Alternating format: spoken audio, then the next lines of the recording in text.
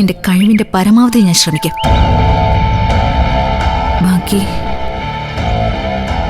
ഇല്ല, നടക്കും. എന്നെ നമ്മൾ തീരുമാനിച്ചതുപോലെ തന്നെ നടക്കും, അതുറപ്പാ.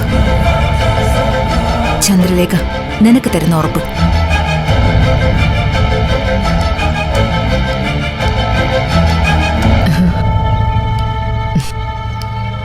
ആഹാ, റൂബി മേഡം ഇവിടെ ഉണ്ടായിരുന്നോ? കേൾക്കുന്ന വാർത്തകളൊന്നും അത്ര ശുഭകരമല്ലല്ലോ മേഡം. മരണം നടക്കുന്നു, ആക്സിഡന്റ് നടക്കുന്നു. ആരാ ഇതിന്റെയൊക്കെ പിന്നില്? അന്വേഷിക്കുന്നുണ്ട്. എത്രയും പെട്ടെന്ന് കണ്ടുപിടിക്കാൻ പറ്റുമെന്നാ വിചാരിക്കുന്നത്. കണ്ടുപിടിക്കണം റൂബി. ഇതിങ്ങനെ തുടർന്ന കഷ്ടമാ. ഞാൻ കേസിന്റെ കാര്യം ചർച്ച ചെയ്യാൻ വന്നതല്ല.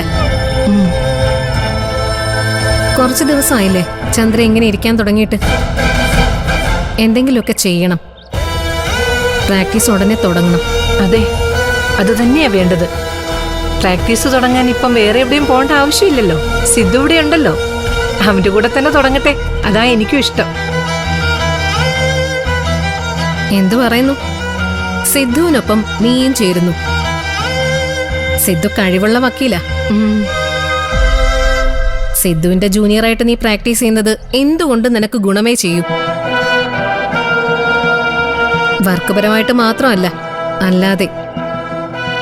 മോളെ, ഇനി ആലോചിക്കാനൊന്നുമില്ല. നമ്മൾ അതങ്ങ് തീരുമാനിക്കുന്നു. സിദ്ധുട്ട് സമ്മതിക്കൂ? ഓ, സമ്മതിക്കും. ഇല്ലെങ്കിലേ നമ്മളെ സമ്മതിപ്പിക്കും. അതിനല്ലേ ഞങ്ങളൊക്കെ ഇവിടെ ഉള്ളത്. നിങ്ങൾ രണ്ടുപേരും ഒരുമിച്ച് ജോലി ചെയ്യുന്നത് എന്തുകൊണ്ടും നല്ലതാ. അതിന്റെ ഗുണം എന്താണെന്ന് ഞാൻ പറഞ്ഞിട്ട് വേണ്ടല്ലോ നിനക്ക് മനസ്സിലാക്കാൻ. ചേച്ചിമ്മ പണ്ടായിരുന്നെങ്കിൽ ഇങ്ങനൊരു ഓഫർ കിട്ടിയ ചാടി വീണ് ഞാനത് സ്വീകരിക്കുമായിരുന്നു.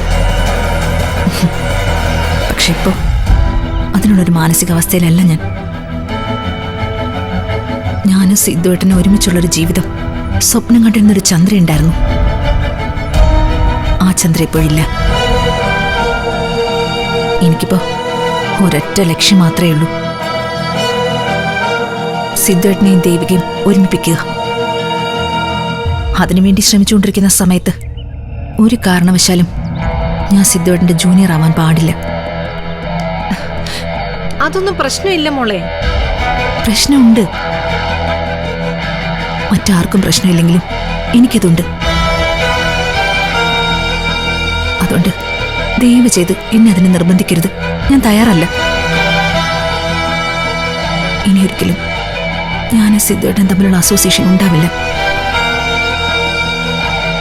അത് പ്രൊഫഷണലായിട്ടും അതെ, ജീവിതത്തിലും അതെ.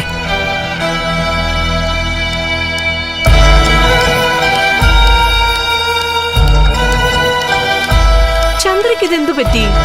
ഇങ്ങനൊന്നും അല്ലായിരുന്നല്ലോ പണ്ടിവിള്. ആ വീറും വാശിയൊക്കെ ഇത് എവിടെ പോയി? ഒന്ന് ഉപദേശിച്ചു കൊടുക്ക എന്റെ റൂബി. സിദ്ധുവും ചന്ദ്ര ഒന്നിക്കണമെന്ന എനിക്ക്. ദേവിക സിദ്ധുവിന്റെ ഭാര്യയായിട്ട് വരുന്നത് എനിക്ക് ഇഷ്ടമേ അല്ല. നമുക്ക് പറയാനല്ലേ പറ്റൂ. അനുസരിക്കേണ്ടത് ചന്ദ്രയല്ലേ. അവൾ അതിന് തയ്യാറായില്ലെങ്കിൽ നമ്മൾ എന്ത് ചെയ്യും?